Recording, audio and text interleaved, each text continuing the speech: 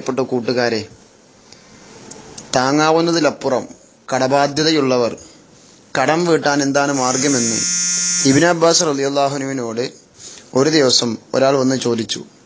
എനിക്കൊരുപാട് പണം കടമുണ്ട്, ഇത് വീട്ടാൻ എനിക്കൊരു മാർഗം പറഞ്ഞു തരുമോ എന്ന് ചോദിക്കുമ്പോൾ ബഹുമാനപ്പെട്ടവർ ആ വന്ന വ്യക്തിയോട് പറഞ്ഞു, ഞാൻ ഇങ്ങനെ ഒരാവശ്യം നബി സല്ലല്ലാഹു അലൈഹി വസല്ലമയോട് പറഞ്ഞപ്പോൾ നബി സല്ലല്ലാഹു അലൈഹി വസല്ലമ തങ്ങൾ എനിക്ക് പറഞ്ഞു തന്ന ഒരു ദിക്റുണ്ട്.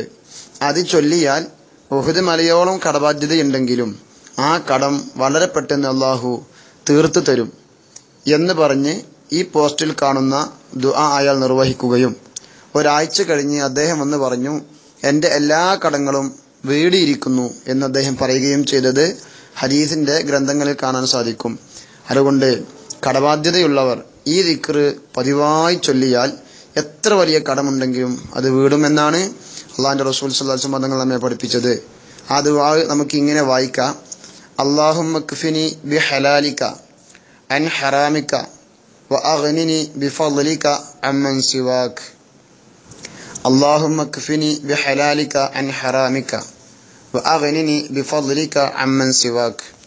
ഈ ദുആ പതിവാക്കുക. അല്ലാഹു നമ്മുടെ എല്ലാവരുടെയും കടങ്ങളും വിഷമങ്ങളും തീർത്ത് റാഹത്താക്കട്ടെ. അസ്സലാമു അലൈക്കും.